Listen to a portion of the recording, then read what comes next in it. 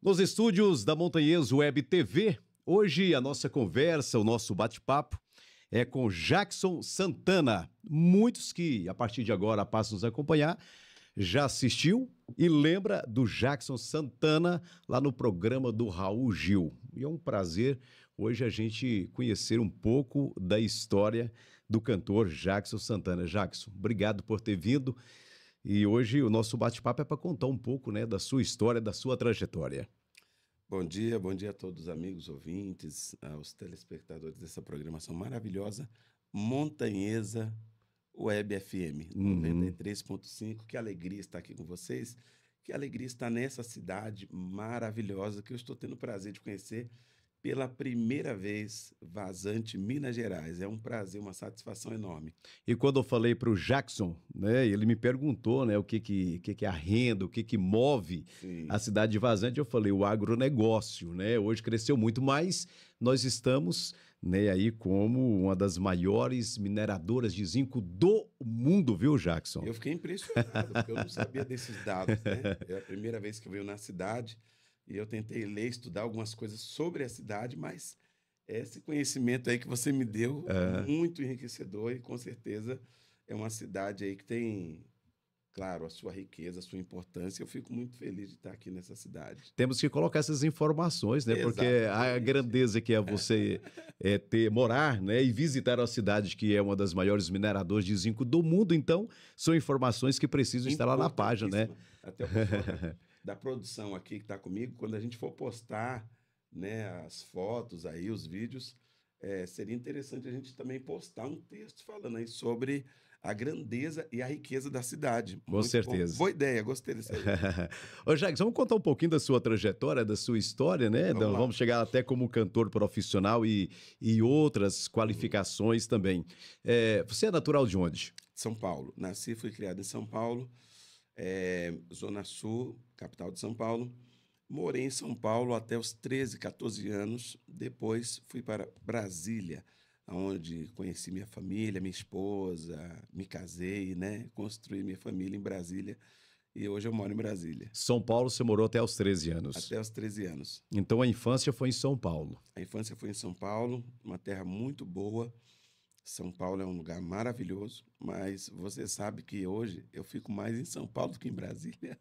Mesmo morando em Brasília... Mesmo morando em Brasília... Você retorna onde você cresceu. Exatamente, porque a minha gravadora é em São Paulo, né, onde eu faço muitos eventos, atendo muitos convites em São Paulo. Por incrível que pareça, eu passo mais tempo em São Paulo do que em Brasília. E como é que começou a sua trajetória como cantor, essa ligação forte com a música, o Jackson? Então, veja bem, o meu pai, ele tinha aqueles discos, eu não sei se você vai lembrar, aqueles discos, né, que era conhecido como o bolachão. Então, ele tinha muitos... O vinil? O vinil. Eu não sou tão novo assim, né? Quando eu cheguei na rádio, eu toquei muito vinil. Tocou muito Chitãozinho Chororó, Zezé de Camargo e Luciano, os primeiros que chegaram aqui, era vinil, Zé Rico. Exatamente. Então, ele tinha aqueles discos vinil, e ele tinha muitos discos de Michael Jackson, né? Ele tinha muitos discos daquele Barry White, aquele que tem um vozeirão, aqueles cantores. E eu, desde pequeno, me interessei muito pela música. Então, aos 6 anos de idade, eu já aprendi a tocar os instrumentos e já comecei a cantar em grupos de igreja, né? Então, a minha infância também, eu cresci como a maioria dos artistas, né?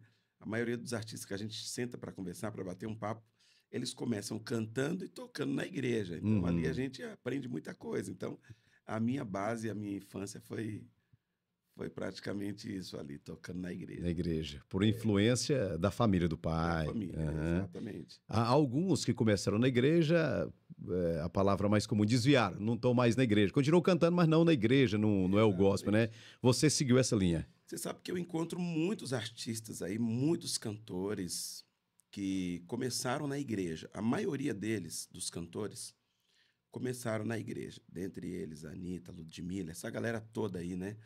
E eles têm um respeito muito grande, porque a base musical dentro da igreja, da comunidade evangélica, ela te prepara para qualquer coisa. Então, eu fui preparado dentro da comunidade evangélica até sair para gravar back vocal com Eduardo Costa, Zezé de Camargo, Só para contrário. Eu fiz muita Você produção. trabalhou com essa turma toda aí? Essa turma toda, eu gravei back vocal, fiz produção vocal para eles. Ah, que bom. Deus me deu o dom, a inteligência de gravar, de fazer produção musical, de coordenar vozes, divisão de vozes. Então, eu já, graças a Deus, gravei com muita gente. É uma experiência maravilhosa, mas optei por ficar dentro da igreja e seguir a carreira gospel. Legal. Jackson Santana, hoje aqui nos estúdios da Montanhês Web TV, nós contando a história, conhecendo a trajetória de Jackson Santana. Como foi lá no Raul Gil? Foi uma experiência muito, muito bacana, porque no ano de 2000, 2001, nós tivemos a grande explosão do programa Raul Gil com Robson Monteiro. Uhum. Isso aí muita gente lembra porque o Brasil parava para assistir o Robson Monteiro. E como eu já vinha numa carreira de cantor, aquilo despertou em mim a vontade de cantar no Raul Gil. Porém, era muito difícil, porque você chegava no programa do Raul Gil e estava dando aquela volta assim na Barra Funda, na Record, era todo mundo querendo cantar. Era vitrine, né? Era vitrine. Você Vitrine, cantava no aham. Raul Gil, você explodia, você fazia, tinha cara. Aí essa vontade de muitos despertar e de ir no Nossa. Raul Gil. Você tinha quantos anos na época? Na época eu tinha 17 para 18, peguei o violão, fui para lá e eu ficava cantando na porta da Record.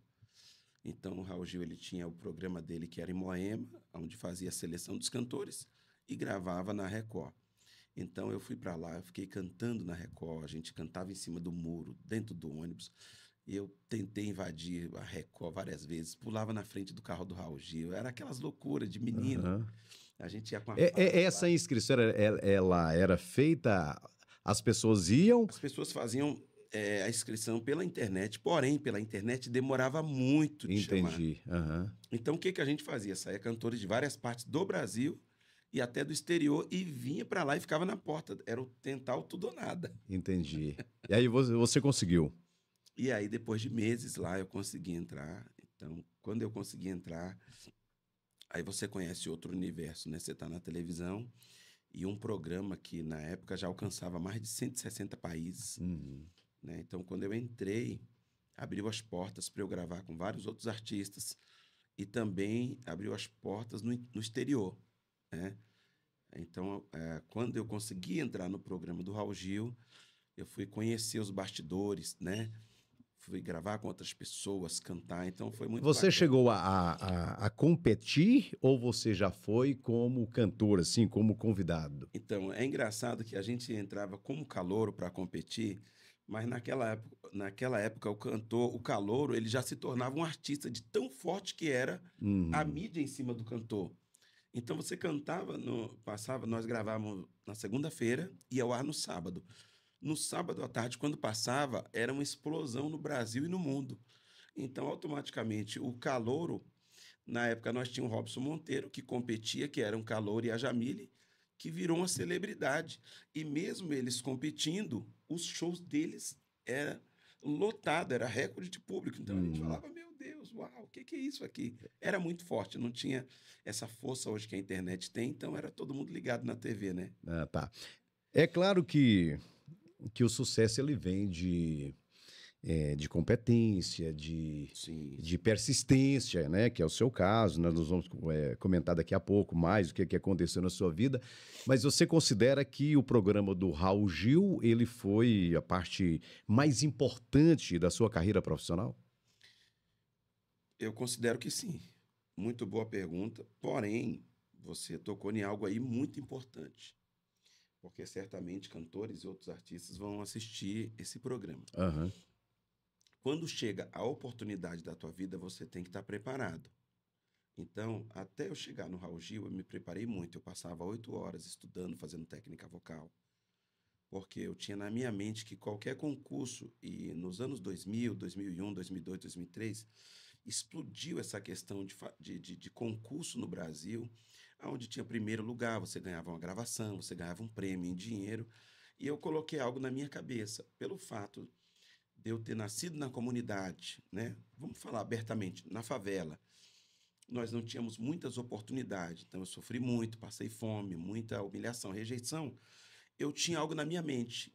Eu não aceitava o segundo lugar. Eu dizia, eu tenho que ter o primeiro lugar. Então, para isso, eu vou treinar horas e horas técnica vocal para quando eu abrir a boca, os jurados que vão estar me assistindo ali, as pessoas, eles vão ter que me colocar no primeiro lugar. Então, quando a oportunidade do programa do Raul Gil veio, eu já estava preparado como um cantor, como um artista. Passamos a primeira fase, segunda fase, e aí a gente ficou várias semanas no programa do Raul Gil competindo, onde a gente tinha vários cantores ali do Brasil e do mundo, e abriu as portas para mim em vários sentidos. Você preparou para ser o primeiro. Eu me preparei para ser o ser primeiro. o primeiro, o melhor naquilo que eu me propus fazer. Então, Era o propósito. eu estou tendo o prazer de te conhecer. E alguém falou para mim, ele é o melhor. Eu digo, então eu quero estar lá para conhecer o melhor e estar com o melhor. Mas eu não sei. Eu não considero o melhor, alguém não. me disse, Tem muita gente boa. Eu sei, e é modesto da tua parte. Eu hoje falo que tem muitos cantores bons. Mas eu me garanto naquilo que eu me propus a fazer. Claro. Sendo o melhor e não aceitando o segundo lugar. E muitas vezes alguém perguntou para mim, mas Jackson, você não acha que isso é um pouco de arrogância, prepotência? Não, quando você sabe o seu valor, você sabe o tanto que você sofreu, se preparou, estudou para chegar aqui, Claro. então você não aceita qualquer coisa. Então nós temos que ter esse entendimento. Por quê? Porque eu vejo muitas pessoas querendo cantar, ser artista, mas quando a oportunidade chega, o artista não está preparado. Então, automaticamente, ele vai perder a oportunidade da vida dele. Se eu me propor a ser um vendedor, eu vou ser o melhor vendedor. Se eu me propor a ser um faxineiro, que não tem erro nenhum nisso, eu vou ser o melhor. Se eu me propor a ser um cantor, eu vou ser o melhor. Eu fui para o exterior, cheguei na Espanha, e muita gente que foi comigo não falava nada do espanhol, do castelhano. Em 15 dias, eu estava dominando o castelhano e falando o espanhol e palestrando em castelhano para as pessoas. E o país que eu estava não falava só o castelhano, falava o catalão. Então eu disse, eu tenho que estudar o catalão. No país que eu estou, a divisa com a França, eu tenho que entender um pouco do francês, eu tenho que entender um pouco do inglês. E não é porque eu saí da comunidade da favela que eu vou ficar me vitimizando. Eu não posso, eu não consigo, eu não tenho. Eu vou estudar, eu vou passar horas e horas lendo, eu vou passar horas e horas fazendo técnica vocal para ser o melhor naquilo que eu me propus a fazer. Colocou na mente, Coloquei na mente. Colocou um projeto na sua mente. E vou executar esse projeto. Claro, claro. Jacques, e o que mais? Aí você começou a shows, palestras. Palestras, mas o interessante é que eu comecei a receber muitos convites para gravar com outros artistas. Então, aí volta aquela questão da preparação, porque muita gente fazia seleção. Nós vamos ter aqui a gravação do Eduardo Costa, vamos ter a gravação do back vocal do Zezé de Camargo e Luciano. Então, muita gente era reprovado. Por quê? Porque você ser cantor de palco é uma coisa, cantor de estúdio é outra. O estúdio não deixa passar nada, você sabe muito bem. É muito mais técnico, né? É muito né? mais técnico. Eu entrei aqui nesse estúdio, eu percebi que tem uma excelência aqui. E eu gosto disso, quando você vê tudo organizado, tudo bem bacana. Então, eu me preparei, as portas começaram a se abrir, as oportunidades começaram a vir, e com a ajuda de Deus, é claro que a gente tem que sempre reconhecer isso, mas com o seu trabalho e com o seu profissionalismo, as portas se abrem, você entra pela porta e você consegue desfrutar tais coisas. E aí tem aquela frase, eu não sei se essa frase é sua. Quem tem fé não tem medo. Quem tem medo não tem fé. Uau! Tá vendo por que é bom estar com os grandes? Porque eles nos surpreendem. Essa frase, ela vem em um momento em que eu estou na comunidade, eu vivo na comunidade, eu tenho medo das pessoas, eu sou discriminado, eu sofro muito preconceito, racismo, e eu começo a falar essa frase: quem tem fé não tem medo, quem tem medo não tem fé. E eu olhava para o espelho e eu conversava comigo, e eu falava, vamos lá, Jackson, você pode, você é um cara legal, você é bacana, você tem inteligência. Então, em um momento que hoje a gente conhece como bullying, né, em um momento que eu sofro muito preconceito e discriminação, e é uma das coisas que eu falo na minha palestra, porque eu não gosto da palavra vitimização. Tem muita gente que se vitimiza. Eu não, eu peguei todo esse conjunto e falei, eu vou construir um avião e esse avião vai me fazer voar. Essas dificuldades que eu sofri, preconceito, o racismo, a fome, tudo isso eu peguei e falei assim, isso aqui vai servir de combustível para eu voar. E aí nasce a frase que hoje, impactou o Brasil e várias partes do mundo. Quem tem fé não tem medo, quem tem medo não tem fé. E engraçado que em alguns países da América Latina, eu chego em algumas casas e tem na porta da casa: quem tienes fé, não tienes medo. Quem tienes medo, não tienes fé. Essa frase está em castelhano em várias partes do mundo. E me surpreende, porque eu cheguei aqui em Vazante e meu amigo que está aqui pegou um pedaço de um vídeo de um grande palestrante falando a minha frase. Uhum. Então, no ano de 2002, eu comecei a escrever um livro e esse livro, ele se tornou o tema: quem tem fé não tem medo, quem tem medo não tem fé. Depois a gente precisa até pegar um no carro para ele, tá?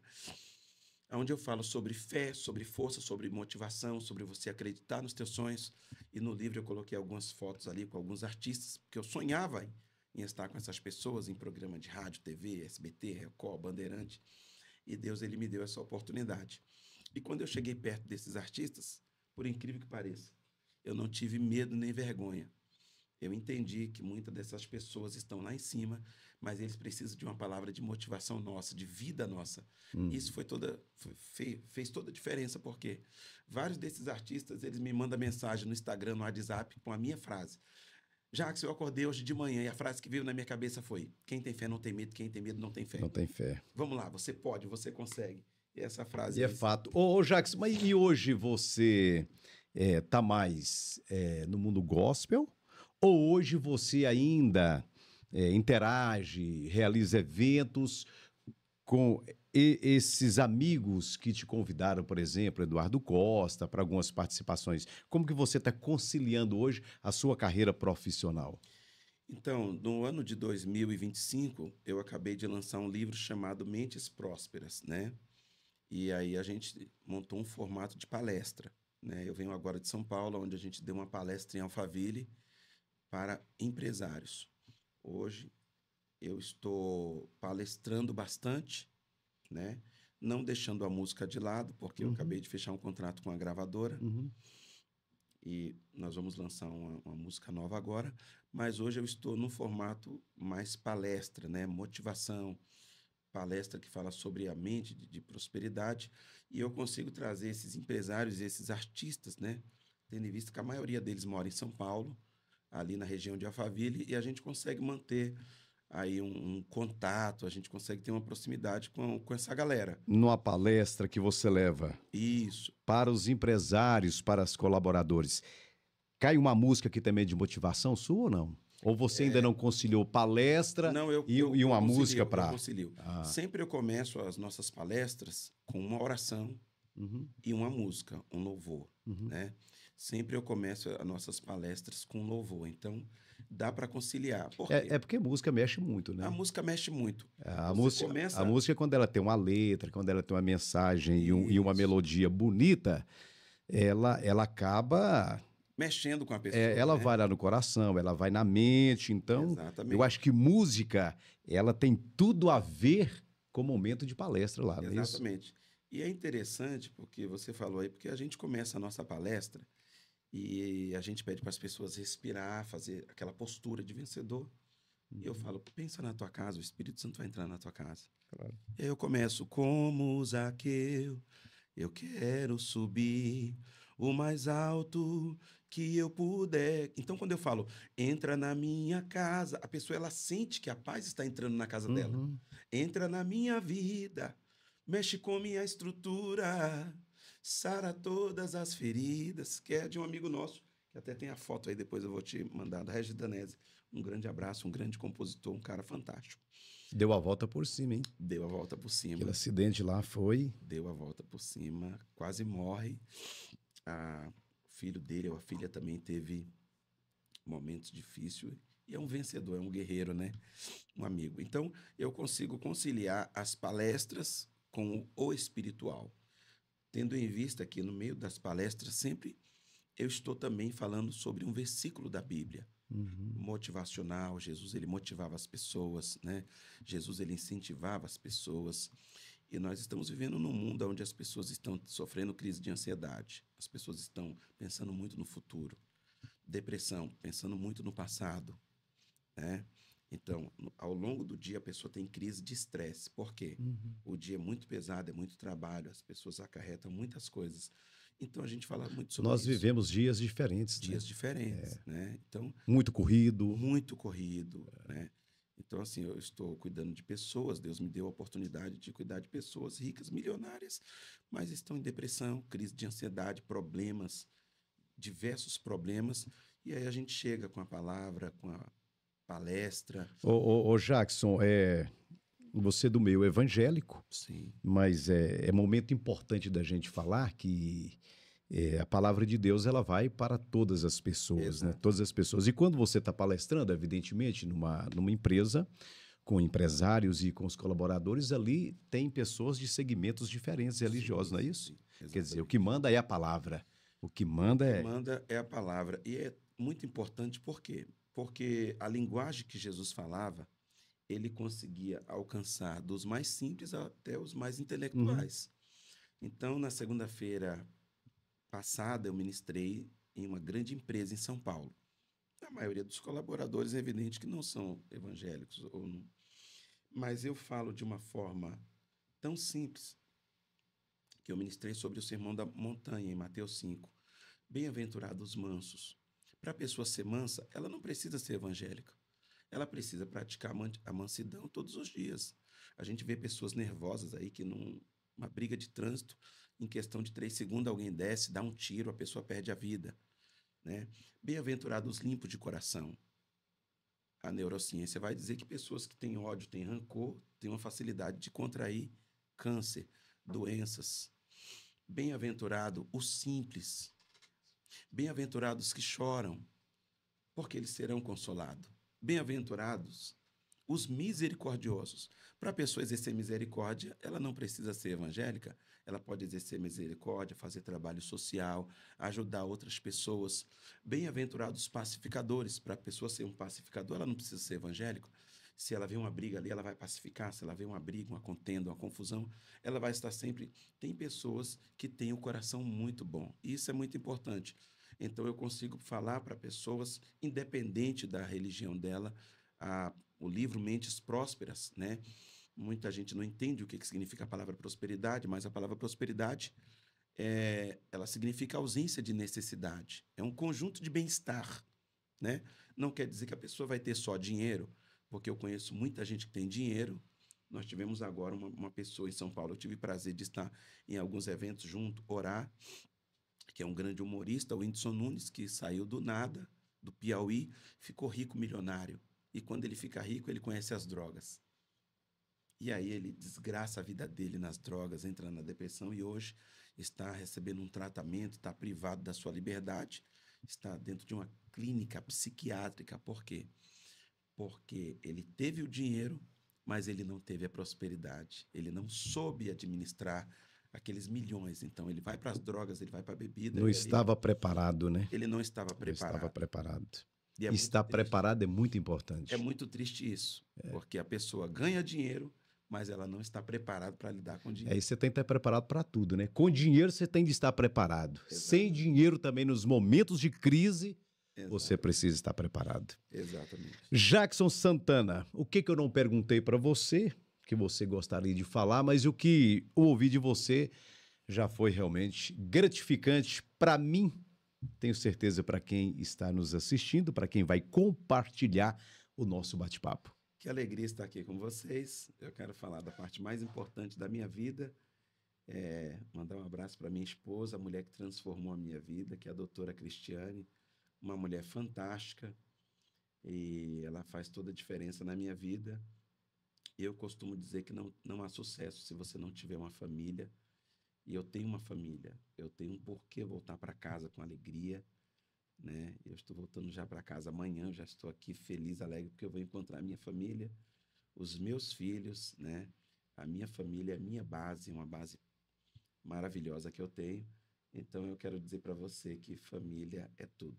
Os amigos, eles passam, o dinheiro, fama, tudo passa. Lá na frente vai ficar você e a sua família. Então, a minha família é a minha base. Seus filhos têm que idade? Eu tenho o Jackson Júnior, que é jogador de futebol, né? Tem 17. o Arthur, que tem 12, a Vitória tem 21. Então, é uma família maravilhosa. E a minha esposa, que é a minha rainha.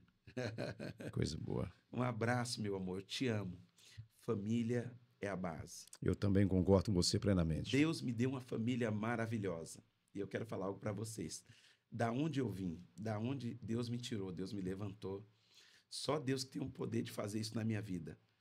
Eu era uma pessoa totalmente desacreditada, vim de uma comunidade, de uma favela, onde eu tive o prazer de voltar lá recentemente, e a maioria das pessoas que cresceram comigo, você pergunta, cadê fulano? Morreu, foi preso. E Deus, ele me deu esse dom, privilégio de, através da música, criar uma família, uma estrutura, viajar o Brasil e o mundo. Então, eu louvo a Deus pela minha família, minha esposa. Eu te amo, Cristiane, eu te amo. Prazerão, meu irmão. Que alegria. Que Deus te abençoe. Deus te abençoe. Continue levando essa mensagem Muito forte, obrigado. porque as famílias, o povo, o Brasil e o mundo precisa de gente que leve uma mensagem positiva. Amém. Muito obrigado. Deus te abençoe. Conversei aqui nos estúdios da Montanheso Web TV com Jackson Santana.